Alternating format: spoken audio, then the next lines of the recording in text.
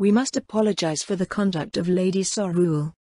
The echo of Ludmilla's footsteps slowed as she made her way back through the polished marble corridors to the Western Palace. She glanced over her shoulder, but it was already clear that Queen Auriculus was using a skill and not chasing her down the hall. "Worry not, Your Majesty. It's something of a common reaction everywhere we go." "Ah, so you can communicate like this." We were curious how well versed the Sorceress Kingdom was in various things. Sabos did not respond to us, so we figured he might be a lord in name only. Ludmilla would have snapped her mouth shut, but it wasn't open in the first place. "Then I take it this is common in the Draconic Kingdom?" "No. Even grasping rudimentary forms of this sort of communication is the mark of capable commanders or certain types of lords. I suspect that the Emperor of Baharuth can do it as well, but he dislikes us for some reason." "If that's the case, what about Your Majesty's military commanders?" Captain Scarvo appears unaware. "He knows that we can do this, but we do not know what he has attempted to achieve on his own. This skill is more common among commanders as they must project their voices across the battlefield by necessity and can more easily take the essential steps, but the captain of the palace guard has never been in such a situation." "I see. Is there some form of etiquette for this in the Draconic Kingdom?" "Nothing as formal as that. Those who are capable generally attach the mundane observances of proper behavior that they are accustomed to. Not calling on someone when they're probably sleeping or busy and such. It is also normal for those who have grasped these types of skills to keep them a secret, as unworthy wielders would cause all sorts of problems. Independently grasping it is a sort of rite of passage in itself, and bestowing the knowledge of its existence is a gesture of absolute trust." It made sense and it didn't at the same time. Skills that allowed one to communicate over distances not normally achievable by conventional communication would present challenges and threats if it was widespread, but, at the same time, it was an invaluable tool. It also wasn't as if message spells didn't exist. In the Empire, communication skills were passed down as a matter of course for military officers. It strengthened the imperial army, which in turn supported the imperial throne and stabilized the nation. So long as it was believed to be something only officers were capable of, it was unlikely to fall in the hands of its ambitious and scheming aristocracy. At least that was how she thought it worked. Culture and tradition seemed to have a way of defining what one's job classes were capable of, even if the same job classes appeared to exist elsewhere. The notion so far proved to be relevant for martial arts, skills and abilities overall. As for how Ludmilla had been introduced to communication skills, she was hard-pressed to believe that it was a gesture of absolute trust from Lady Shiltia, whom she had met only a day before. It was more that she was surprised that Ludmilla couldn't use them and acted to rectify a deficiency in her new vassal. The servants who came with the Sorcerer King, as well as His Majesty's servitors, were fairly open with the existence of various things that the common population weren't aware of in the early days of the Sorceress Kingdom. After a month or so, however, they stopped casually spreading awareness of knowledge that they took for granted. "I will keep that in mind, Your Majesty. While we are speaking, are there any concerns you wish to address in private?" "Only if you'd like to hear us rant about everything for hours.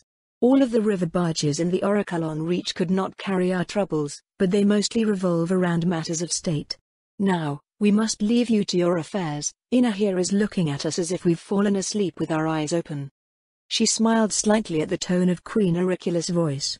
While her people might see her as a child and she might act the part, she had the relaxed and confident air of an experienced ruler in private. Ludmilla supposed that, with the Draconic Kingdom constantly under threat by its powerful neighbor, the Queen and her subjects were in reality much more resilient than one might expect. The setting sun flooded the palace hallways, which had now been cleared of the mess left behind by the beastmen. Before returning to the northwest tower, she stopped by the stateroom provided for the Sorceress Kingdom's delegation. Amelia poked her head out from the drawing room just past the foyer.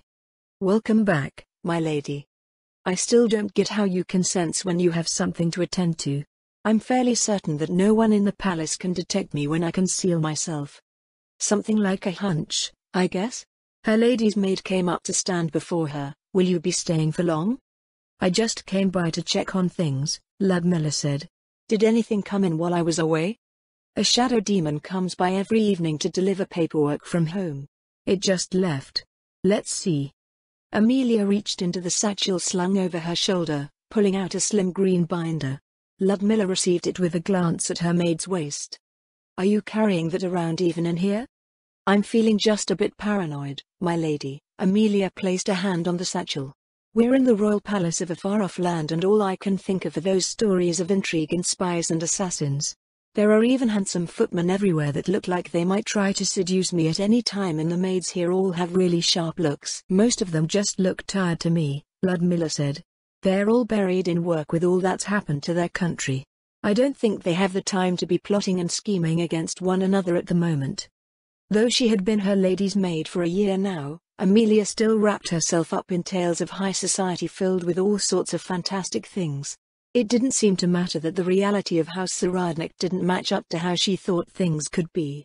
She just wished for that world of her dreams and harbored a sense of wonder in all the little bits and pieces that suggested it was there.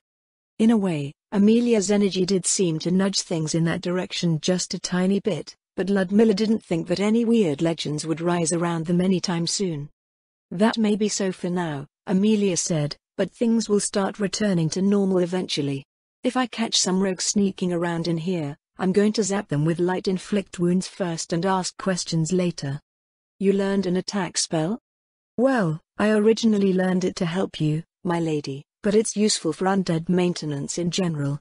I have no idea how our skeletons get chips and cracks sometimes. They don't even do field work."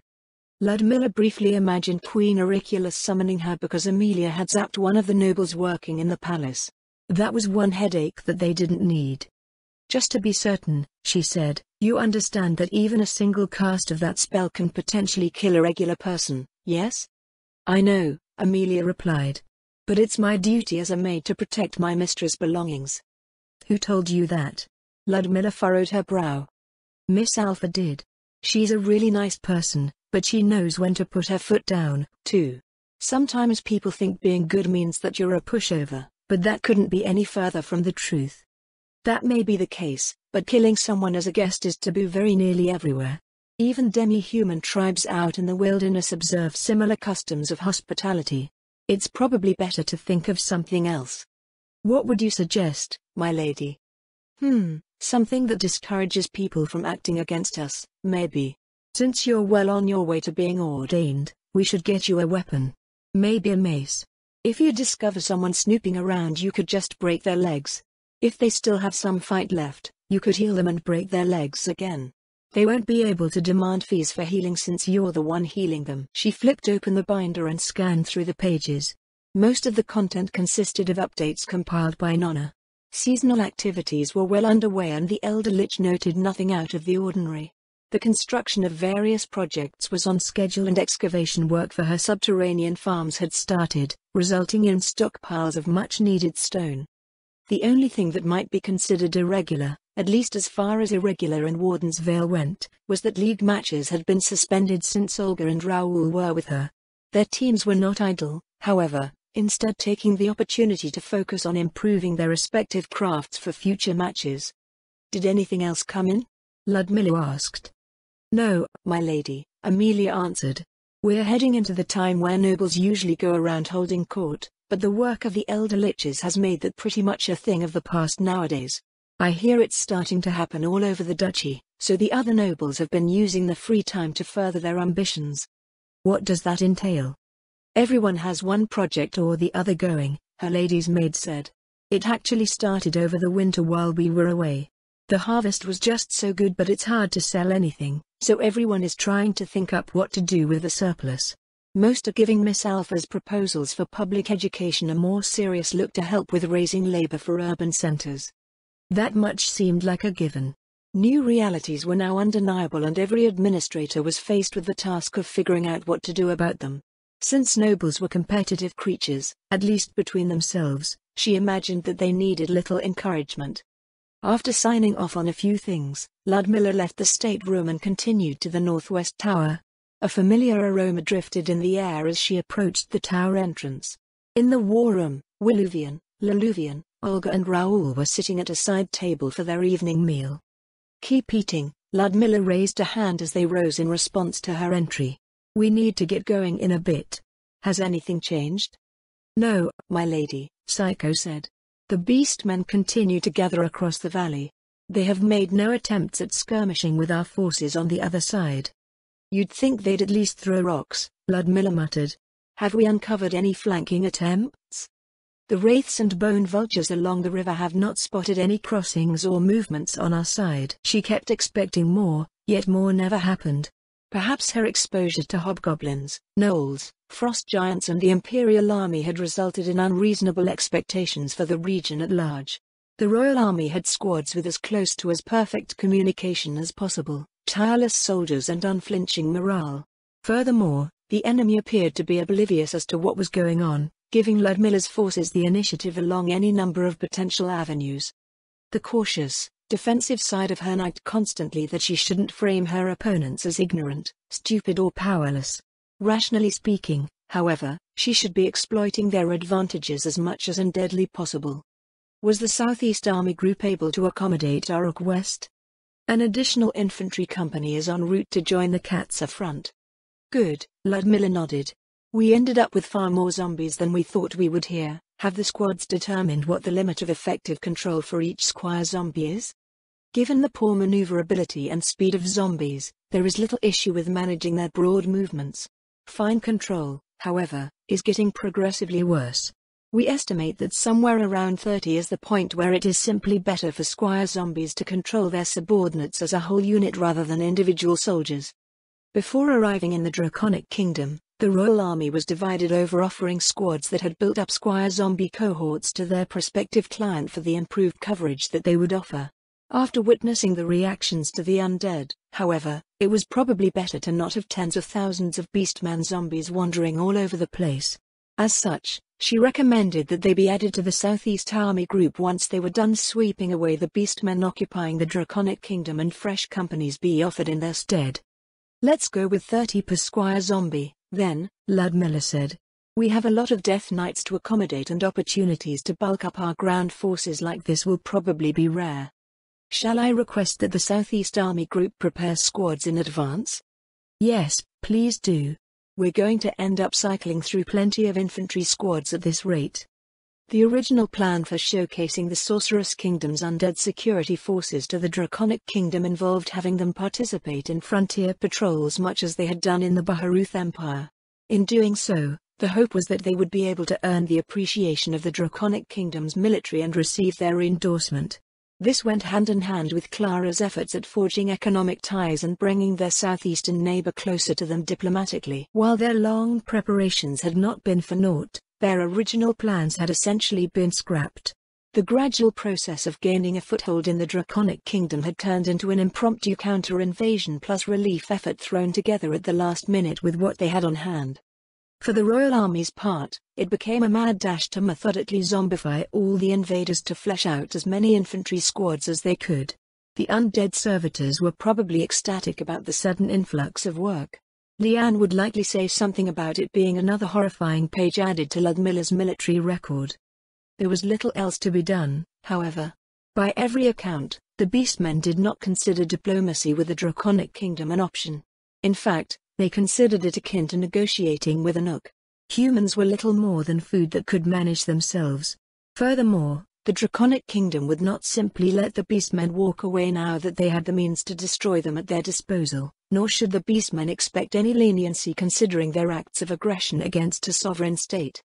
Ludmilla studied the map for the impending battle while Olga and Raoul finished their meal. The pair put on freshly tailored gambesons, followed by coat of plates. In place of a helm, they wore the flight caps provided to the majors of the Imperial Air Service. While not particularly powerful as far as magic items went, the artifice of the Empire had produced magic items that greatly aided its air wings in their duty as aerial support for everyday policing duties and reconnaissance missions. The lenses of those goggles not only worked to magnify distant scenery, but also provided dark vision up to 100 meters. This range was seemingly insignificant, but the reality was that most beings with dark vision only had about 20 to 30 meters of it. The major exceptions to this rule were beings with both natural dark vision and job classes that qualified as scouts, which somehow combined to greatly enhance their vision. Even so, it wasn't that much better unless one was particularly strong. Both the 2nd and 6th Legion used their air wings to great effect as reconnaissance enforced during their campaigns with the assistance of this piece of magical equipment. The goggles' qualities also made them useful for commanders in night combat, especially if they were flying around unnoticed. She tugged on the straps of Raoul's armor, ensuring that it was secure before taking in the sight of her 2 apprentices. "Are we all ready to go?" Ludmilla asked. Olga and Raoul nodded. Ludmilla turned her attention to Leluvian. "We may have a lot of loose beastmen running around after this, so the sergeants from the infantry company here will be coming to help keep track of everything. Are there any last-minute things to discuss before I get going?" "Not that I can think of, my lady," Leluvian said. "As you said, we'll just be keeping track of things from here and making adjustments where necessary. I'm beginning to think we need a bigger table, though." The war room's central table was 2 meters in diameter, yet it was already covered in clutter from all of the information they were managing. It would presumably clear up as their campaign progressed, but things would become worse before they became better. "I like how cozy this tower is," Ludmilla said, "but you're probably right. I will request one of the staterooms be made available for our use once we're done with Blighthold." Now that they were actually conducting a campaign, areas where they were lacking made themselves readily apparent. The sheer number of little things that they were missing was more than a bit daunting. Ludmilla guided Olga and Raoul to a corner of the war room. Psycho came over to join them. "I'm headed out, Clara. See you in a few days. Have fun." "We look forward to your return, my lady." Willuvian and Leluvian lowered their heads. The dark portal of a gate spell appeared and they stepped out into a windswept plain. A thin mist seeped through a sea of tall grass stretching out to the far horizon. Behind them, the grassland abruptly ended, marking the edge of the Katsa Plains. "Welcome, Lady Zaradnik." Ludmilla turned with a smile, drawing her skirts out in a curtsy. "Good evening, Lady Pestonia. It's always a pleasure to see you." Likewise, the royal housekeeper bobbed her head. "How are things faring in the Draconic Kingdom?" "A part of me is relieved that it's not as bad as they could be," Ludmilla said. "Another part of me worries over how bad things have become. The capital has been secured and we've started negotiations with their government, but we've barely begun reversing the Beastman occupation. But their suffering will soon come to an end, yes?" the royal housekeeper said, "and with the least security forces, they will be able to live in peace from now on." "That may be the case, but, well, let's just call it a bad feeling." Both she and Florine shared the same bad feeling when it came to the Draconic Kingdom, or at least it seemed that way. The sense was still too vague to define, but it was definitely there. "Since you're here, my lady," Ludmilla said, "does that mean Lady Shiltir is still indisposed?" "Yes. Between her duties at home and establishing a transportation network in a new region, I don't think Lady Shiltir has been in E-Rental for a month." "I see. I haven't heard from her at all since I returned from the Empire, so." Ludmilla reached into her infinite haversack, withdrawing a magical decanter. "If possible, my lady," she asked, "could you see that this gets to Lady Shiltir?" "This is blood," Ludmilla replied. The royal housekeeper stared at her. "My blood," Ludmilla quickly added. "Lady Shiltir usually comes by once a week for some, so I figure she must be out by now. She's always working so hard and she has her needs, so I am more than happy to see to them." Lady Pestania tilted her head in a curious gesture. "Ever since I heard about Lady Shiltir taking a new vassal," she said, "I was afraid to think of what the relationship between you might be." "We're all greatly indebted to Lady Shiltir," Ludmilla replied. "She is an excellent liege. Not only in the contractual sense, but she's helped us with so much. My friends and I can only reciprocate the care that she's shown." The royal housekeeper brought a gloved hand to her dog-like head in a poor attempt to hide her smile. "Is something the matter, my lady?" Ludmilla asked.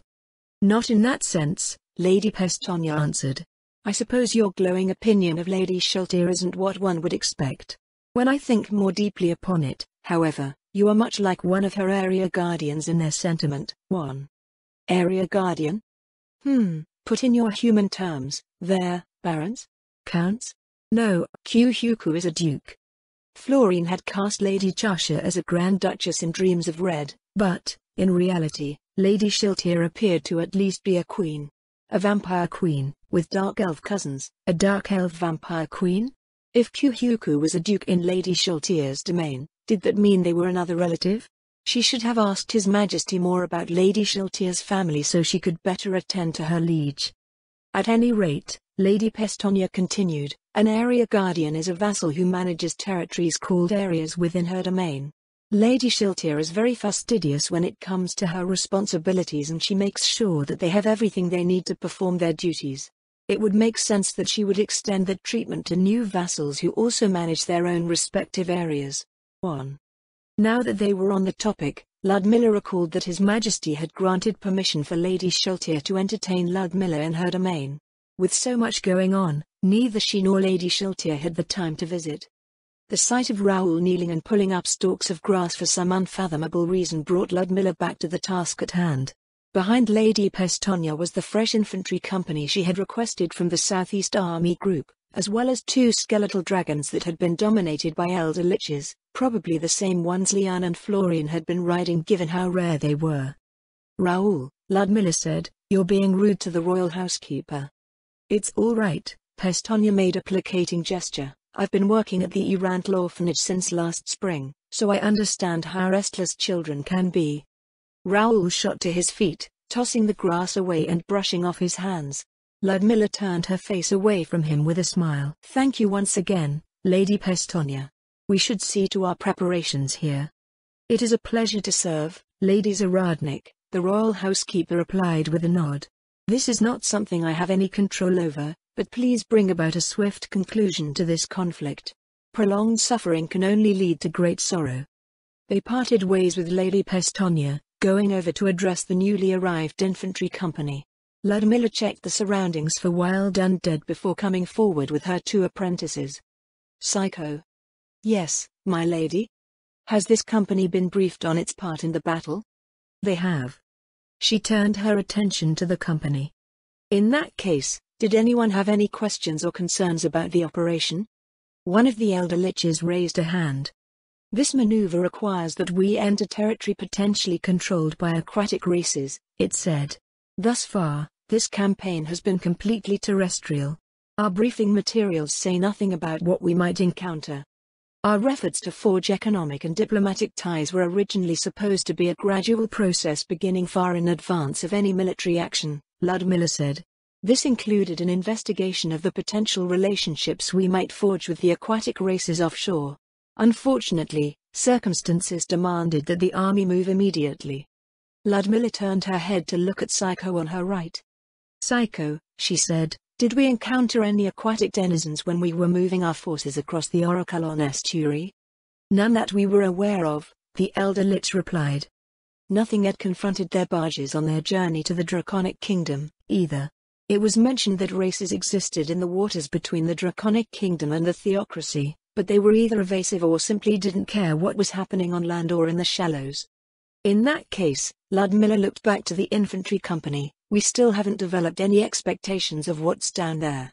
If any aquatic races approach you, display no aggression. If they attack, use crowd control spells to pacify them. If they persist, head to shore and keep going. We have not been authorized to engage in hostilities with anyone but the beastmen invading the Draconic Kingdom." The infantry company set off on their run south to the inland sea. Ludmilla brought Olga and Raoul over to the 2 skeletal dragons, who were lying on the ground awaiting their passengers. She lifted Raoul by the waist and seated him in front of one of the elder lich controllers. "Did you activate your Endure Elements brooch?" Ludmilla asked. "It can get very cold up there." Raoul nodded. "Are your goggles working?" Her apprentice lowered the goggles over his eyes. He looked about for a bit before turning back to her and nodding. "Good," Ludmilla smiled. "What about your goggles?" Raoul asked. "The goggles do nothing for me," Ludmilla answered. "I can see much more than you probably think." She turned to find that Olga had already climbed up onto her skeletal dragon. "All excited to go, I see," Ludmilla said.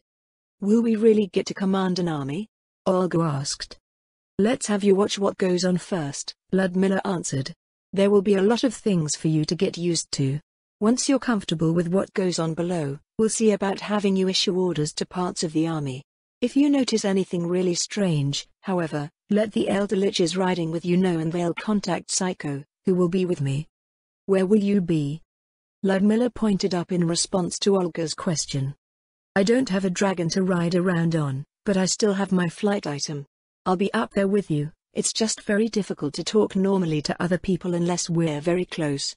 Plus, if you shout, the beastmen below might hear you. Will they be able to get us? I can't guarantee that it's impossible, Ludmilla said. What I know is how much it would take to knock you out of the sky. They'd have to know you're there first, meaning they'd need to be able to notice an invisible skeletal dragon through all the bone vultures flying around. You're sitting on top of the skeletal dragon, but you'll be a tiny dot in the sky beyond the range of their dark vision.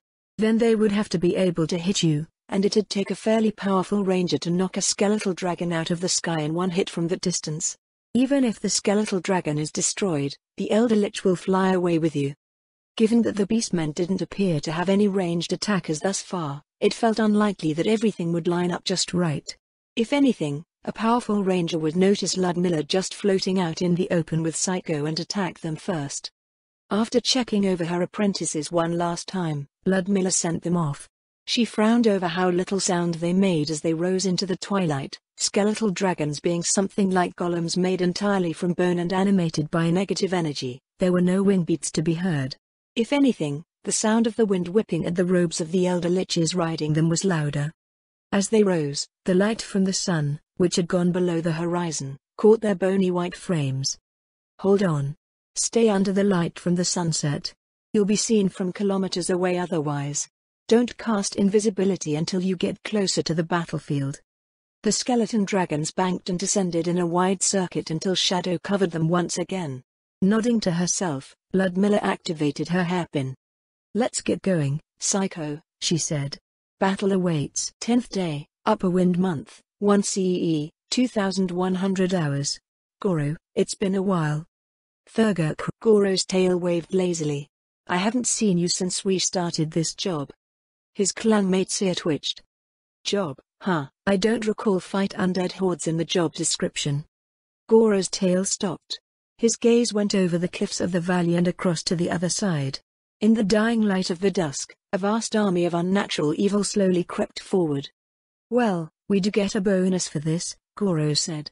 I question whether it's worth it, though. It won't be, Thurgar snarled. From what I've seen, the tribes will all claim as much as they can. Those with little fight the hardest for the smallest gains. Goro flicked his ears in annoyance. Thurgar was almost certainly correct. Their contracts offered provisions as needed with pay that was barely acceptable for those of Narkira. Narkira empathized with their situation, however, as the tribes coming to this land would be of limited means. Unfortunately, layers of pettiness and pride built up over time and wore Goro's patience thin. Those with honor and fortune lavished honor and fortune on those who served them. This was the way of mighty rulers. The lords of the Irmakisha did no such thing, however. They made much out of little and fought over it like mangy strays over refuse in the meanest alleys of Khorstorofi. Well, Goro said, they won't claim anything so ludicrous as destroying an Elder Lich. Probably. Speaking of which, did anyone manage to spot the masters of this undead army? None that I spoke with, Thurgar replied. They should be out there. Elder Liches that stand around in plain view do not exist for long, so I don't expect to see any until their appearance is warranted. Is something bothering you? Goro turned his gaze upwards, to the undead raptors still catching the evening light with their bone-white frames. Those are bone vultures, he said. They are too strong for weaker Elder Liches to dominate in great numbers. Some caught glimpses of blood meat hulks, as well. In that case, Thurgar said, we should withdraw. We cannot withdraw, Goro told her. We can only advise our employers to withdraw. I doubt that they will this time. They've pulled back 4 times already and it chafes on their pride. Logistically speaking, they cannot hold the tribes together like this for much longer anyway. They will begin to disperse soon for food. In truth, some already had, but they weren't going far. Eventually, however, the surroundings would be picked clean and no amount of pride would be able to stave off their hunger. If only these undead would attack, Goro growled. A flock of bone vultures tearing apart a tribe or two would make the lords think twice. Our undead opponent is shrewd, Thurgar agreed. Makisha will not perceive their peril until it is too late. You know, the fact that many of these undead are in our form is odd. What do you mean? These are human lands, no? The undead here should be human in appearance, if I'm not mistaken. She had a point. Why were undead beastmen coming from what was supposedly human-dominated territory? Spectral undead such as wraiths appeared as the same race as whoever observed them, but corporeal undead did no such thing. You believe that the way the tribes are being manipulated is the work of an undead elder lich that understands our kind? That is the immediate concern, Thurgok replied. But I also wonder if our kind used to live here once. For there to be so many undead beastmen, there must have been a great beastman country here once, no? I would like to see what lies beyond that mist. Maybe we'd find the ruins of some civilization from before the cycle of calamity. Ever the romantic, Goro's tail waved idly again. You should have been a bard like your parents. My grandson would have already taken you as a mate if you had done so. Thurgok cringed away. What does that have to do with anything? It's not as if I came here for him. Just saying. Speaking of which, where is he? I thought he'd be with you here. To be young again. I sent him to warn Natarogha, Goro told her. Makisha made sure to boast of their coming exploits, but the warrior clans need a real assessment of the threat should the worst come to pass. I see.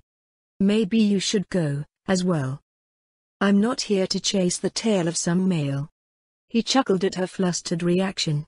The reality was that things were becoming increasingly dire by the hour. Or perhaps his instincts and reason were being twisted by the oppressive aura being cast over them. Such things happened when the surroundings grew thick with the evil miasma of the undead. Even seasoned warriors could fall victim to its insidious effects. Goro, someone shouted his way, Elinhorsh has called for you. Goro looked one more time at the undead mass creeping towards the deep valley before turning away. If the lords were similarly affected, maybe he had the chance to talk some sense into them. His steps took him southwest to an outcropping worn bald by the elements. There, Elinhorsh stood over his tribal lords. He made a striking figure in the failing light, a tall, white Overlord with a pale mane that streamed in the wind. Goro. He raised a paw in greeting. We have settled on our plans for the coming battle. It would be nice if you consulted the warriors that you hired for this planning. He came forward, craning his neck to look up at the clan lord. Elinhorsh folded his paws behind his back as he looked down at him. Victory shall be ours, Elinhorsh declared. Is that so, Elinhorsh? What other outcome can there be? The clan lord said, the Lord of Storms has blessed us with clear skies and a bright moon. The valley is steep and its ways are narrow.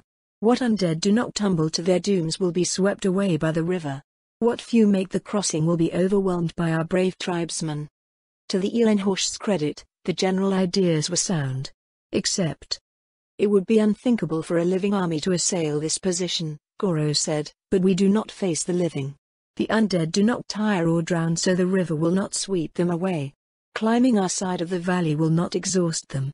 The high ground will lend weight to your people's strikes and weaken those of the undead, but it is not all skeletons and zombies. But the stronger undead sighted are few and far between, Elinhorsh noted.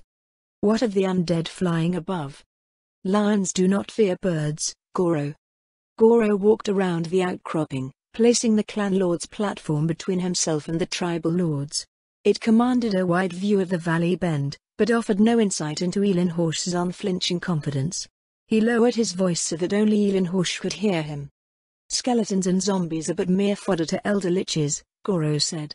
They are as captives forced to the front lines of battle. Only after they are expended and your tribespeople wearied will the true strength of this army show itself.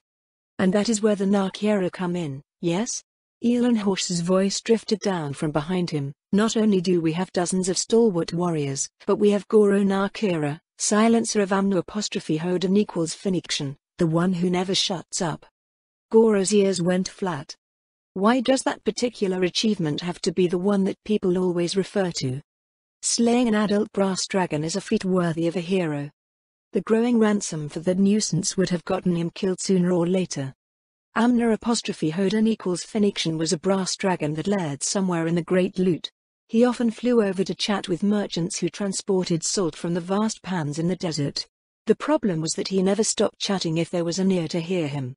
Eventually, those who suffered from weeks of sleep deprivation due to his incessant socializing started a pool to end his gregarious reign. Finding the dragon was a simple matter. All they had to do was join a merchant caravan and he showed up to engage in endless conversation. "It's not as if he was an elder dragon or anything," Goro said. "We were able to prepare in advance to fight him, as well." "You are too modest, Goro," Elenhorst chuckled. "How can the undead compare to dragons?" "Even if we prevail," Goro said, "your clan will suffer grievous losses. You know that this was always the expectation." Goro kicked a rock over the escarpment, watching it bounce off of the cliff face every few dozen meters before vanishing into the vegetation at the bottom. Elenhorst spoke the truth, though the truth had come delayed. Many who had come to the Draconic Kingdom were expected to fall in battle as they advanced into the human country. The advance orchestrated by Kalilindrath the Natoraka did see thousands of losses with every battle early on, but little did they know that avenging the death of their warmaster would cause the Draconic Kingdom's defense to collapse in its entirety. There was supposed to be more. A vast cadre of powerful casters that summoned angels to wreak havoc amongst the tribes. Paladins armed and armored in enchanted equipment riding powerful steeds. An army well seasoned and every bit as disciplined as the great goblin armies of the furthest east. When the invasion was called, the tribes flooded into the Orakalon Reach, crushing the Draconic Kingdom's border defenses like a dried-out eggshell. Under the Warmaster's leadership, their border defenses were suppressed, 3 cities fell in rapid succession and half of the human lands were taken. Then, the Warmaster consolidated their advance to prepare for the inevitable retaliation, except, it never came. The turn to the conflict, or rather the lack of it, resulted in colossal problems for the Beastmen tribes. Simply put, there were too many Beastmen and not enough land to support them. To make things worse, the campaign to encourage migration extended far past the date of the invasion. While the invasion was being planned, it was considered a prudent measure as they expected stiff resistance by human defenders once their intent became apparent. The clans at home were more than happy to send people, which would in turn free up space in their territories. In the end, all they could do was advance west. When they reached the sea, they went northwest. Then, they reached the places bereft of prey before the Katsa Plains, which no tribe would risk crossing. The mountains in the north were well known to be wyvern-infested, so that was similarly not an option. The way to their old home was barred to them, so the tribes were essentially stuck where they were with starvation looming on the horizon. Reducing their numbers through infighting would have the entire situation devolve into a chaotic bloodbath between the clans, but the undead provided a convenient foe to throw themselves at without political repercussions. "Well, we were going to lose people anyway" appeared to have become the justification for any losses they would sustain. The weak would perish and only the worthy would remain. "I will speak frankly with you," Elenhorst Goro said. "The world does not so conveniently produce perfect results according to one's expectations. We are not the only ones working our will upon events. Consider what the advance of this undead army may mean. We already discussed this, no? The slaughter in the human capital has attracted the malevolent gaze of whatever controls our foe. And do you believe that, simply because of this, the undead will only act as a mindless swarm until they reach their destination? That any actions against them will not provoke whatever is controlling it? That there is not already some great evil underway? You have brought this up thrice before, Goro," Elenhorst said. "We merely run in circles with endless suppositions. The undead will encroach upon our lands within a day. There is nothing to do but defend it." A rumbling growl rose from Goro's chest at the futility of it all. Elenhorst may have been stubborn about the nature of the approaching undead army, but he was also correct about other realities. Amakisha's territory had to be defended, no one else would defend it for them and no one could afford to take them in should they flee. Not anymore, at any rate. "Then let us hear of your plan for defense," Goro said. "Nakira will see what it can do to facilitate your success." Goro returned to stand with the tribal lords, listening to Elenhorst divide the tribes into groups. Each group was assigned to defend one of 5 approaches that the undead could use to come up from the valley. A smaller group of tribes was positioned to hold a bridge strung out over the narrow gorge after which the river emptied into a small bay. They would wait for the undead to come to them and fight from the high ground on their side of the valley. Overall, it was a simple plan, but simple did not mean ineffective. In fact, it was often the opposite. The best plans were usually simple and easy to carry out. Considering that Urmakisha was composed of regular tribespeople, it was wise to keep things that way. I didn't hear any mention of a rearguard, Goro said. The undead are not in the rear. Elenhorsh's muzzle shifted. Or have you received new information from your clansfolk? I have not. But we have dozens of bone vultures over our heads and there may be more undead moving somewhere unseen. Would Narkira not detect these movements? If they were on land, most likely. But not only do we have flying undead present, the sea is close and the undead do not need to breathe. A discussion broke out between the tribal lords as they considered his words. Irritation grew within him as their words grew heated. We will not give up our position. One tribal lord roared, lesser tribes may cower, but not us. Who are these lesser tribes? Another growled, what are you insinuating? I should have seen this coming. Once again, the petty nature of Urmakisha rose to the fore. Every tribe saw the coming battle as an opportunity to gain prestige and solidify themselves as a dominant force in the clan. It was one part ambition, one part pride and one part fear. Those who achieved little would be the first to be cast aside in a situation where resources were steadily dwindling. Goro turned his gaze to the bone vultures circling overhead. Could they hear them and understand what was being said? Enough were flying around that they wouldn't be able to tell whether they were taking turns to report to their unseen master. In the end, no one would accept the rearguard. The tribal lords received their assignments and went their separate ways. Goro went to a clear space where he could easily be seen and let out a low roar that carried into the distance. In ones and twos, members of Narkira arrived. What has Urmakisha decided? One of them asked when all had gathered. They have committed themselves to holding the undead here, Goro answered. We must do what we can to make sure they survive the night. His clanmates exchanged looks, but all remained attentive to his words. Males and females from young adults on up were present, but even the youngest understood their place. It felt a waste if they were to fall here, but, at the same time, the fame and integrity of their clan was built upon circumstances like these. First of all, he said, did anyone notice anything amiss on our side of the river? Goro's gaze crossed over the gathering, who shook their heads as their eyes met. Then the plan is as follows, he continued.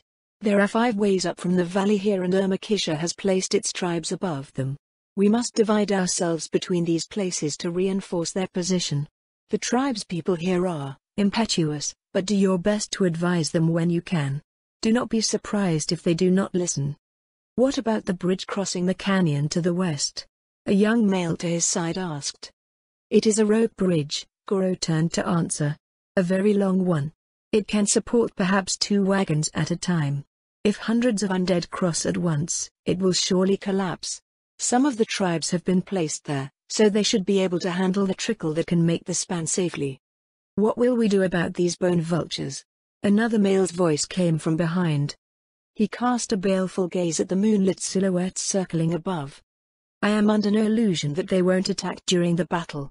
But because our enemy has demonstrated restraint uncharacteristic of the undead, we have no idea what they will do. It will be difficult to track everything, especially if we lose the moonlight, but pounce on any bone vultures that you see come down. Enlist the help of the nearby tribespeople. The idea of relying on Urmakisha does not sit well with me, someone said. They are as likely to rend one another in a frenzy as the enemy. Would it not be more prudent for us to fight in groups? We would lose coverage if we do. Goro scratched his ear. No, you're right. There are undead strong enough here to do more than simply tire us. This battle will be large enough that small injuries will be debilitating over its course. Combine into groups of 4. Try and convince nearby tribes to rally around you and secure the support of their mystics. Are they simply leaving their children behind? I've actually been in front the entire time, so I have no idea where they've positioned them. Do you know? They're still in the camps. What if the undead attack them while they're unattended? Was it possible? As shrewd as the undead controller appeared to be, he questioned whether they would employ tactics like that. The undead tended to go after personal weaknesses rather than ties of blood and kinship. Never in his experience did the undead use what might be considered the methods of the living. They were always direct in their unnatural way. I don't believe an undead opponent would purposely do so, Goro said, but it brings up another concern. The undead we see may not be all of them. Some might come out of the bay to the south, so we'll need eyes out there. A half-dozen young hunters volunteered for the task. Goro gave them a nod and they ran off into the night. He split the rest into 3 groups of 4 for each position. After seeing them off, he returned to the outcropping where Elenhorsh gazed out over the valley. Elenhorsh, Goro said. I've distributed a dozen warriors to each approach. Good, the Overlord continued watching the valley. Our enemies have already taken their first losses. They have? He followed Elenhorsh's gaze to where the undead teemed like maggots on rotting meat. Occasionally, one of the zombies or skeletons was pushed off the cliffs where they gathered. The fall was too great for simple undead to survive. If only they were so nice as to do that 5,000 times more, Goro said. The undead slowly made their way down a half-dozen shallow slopes all along the river bend. They disappeared into the shadows of the valley and were occasionally made visible through clearings exposed to the bright moonlight. 30 minutes later, they had made it to the shores of the river, walking without pause into the spring current. I wonder how many will be swept away, Elenhorsh mused. They do not need to swim, Elenhorsh, Goro said. They will walk along the bottom because they do not need to breathe. Even if they are dislodged and go downstream, they will simply crawl back out of the water at some point. Elenhorsh harumphed and shook his mane, turning an eye to Goro. You're not very entertaining to be around, you know. Nakira is not here for your entertainment, Elenhorsh. You could at least stop casting doubt on our prospects. Goro turned to look up at the Overlord. And what will that avail you, Elenhorsh? He asked. Will it make anything more or less than what it is? Urmakisha has embarked on a great venture and there is honor in this, but the sort of pride you have adorned yourselves with means nothing in the face of the truth. So what would you have us do? Elenhorsh snarled. We are not the great clans of the Jungle Vales, you speak as if we were they. If I sounded that way, I apologize, Goro said. And there is nothing your clan can do.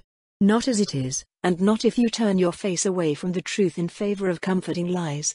Take it from an old warrior who has seen much. There have been many like you and many that will be. The same is true for your clan.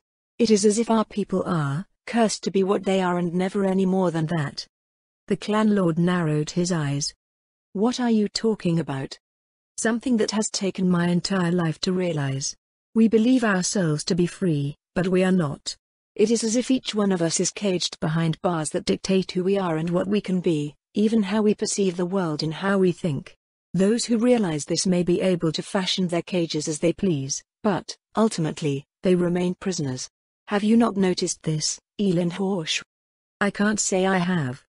I see. Maybe he was just getting too old and reflecting overly much on life. Or perhaps a combination of his strength and his travels had allowed him to see and experience much. While the average tribesperson never gave any thought to the lives that they led beyond the simple acts of living those lives, certain revelations had come to him and he was not alone in his thoughts. There was something wrong with the world. Great power, vast knowledge and keen insight could allow one to see the places where reality frayed, becoming incoherent and unnatural. Perhaps, one day, someone would figure it out, or maybe there were those who already knew what was going on. If so, what had they come to understand? Why did they not call this aberration to the attention of all? Perhaps it was irrevocable and those who knew simply gave in to despair. Or perhaps unimaginable power was required to remedy the problem and it was pointless for the powerless to know. He supposed that it was merely a curiosity to him, as his time was nearly at an end. All that was left was to live out what remained of his life. At least it appeared that a boring end was not in store for him. Below them, the undead were beginning to emerge on the southern riverbank. They continued shuffling, unaffected by their crossing, disappearing once again into the vegetation. With the cliffs casting their shadows over the defenders' side of the valley, the undead would not reappear until they closed with Urmakisha's positions. Roars and shouts rose from the west, bringing his attention to the nearest defile, where several groups of Irma were edging down the slope. That defeats the entire purpose of choosing this position. Maybe they just want to get a better look, Elenhorsh offered. At this rate, Goro said, they're going to tire themselves out before the undead reach them. Then they can rest, Elenhorsh replied. This will be a long battle. If they manage to kill a handful of undead early, it will be a boost to morale. He wasn't incorrect. Despite his inexperience in battle, there were things that lords were adept at that regular warriors like Goro were at best slow to pick up on. They watched as the tribesmen crept down the slope in fits and starts, seemingly egging one another on. Their fellows above joined in their encouragement while the Nakiera warriors assigned to the position looked on in exasperation. The Irma stopped at a certain point. A handful of skeletons came running up at them a moment later. 4 were sent tumbling back down the slope, while another was destroyed on the spot by what was probably a lucky swipe. The last confronted a young female, who slashed at it furiously with her claws. "You idiot!" One of the Nakiera warriors called down to her, "It's a damn skeleton. Bash it." An Irma near the female yanked the skeleton off of its feet and sent it flying back down into the valley. The victorious tribespeople were hailed with approving cheers from above. Goro scratched his ear. If the situation wasn't so dire, it might have been genuinely entertaining. The brief confrontation had another unforeseen benefit. The tribes were unaccustomed to fighting the undead, but watching small skirmishes like the one that had just occurred would quickly teach them how. "See? The pale tuft of Elenhorst's tail swept from side to side, nothing to fear. If only it was that easy." Goro looked up at the bone vultures again. Just as the tribespeople had gained knowledge from the skirmish, so, too, would the unseen masters of the undead forces learn how to fight the tribes.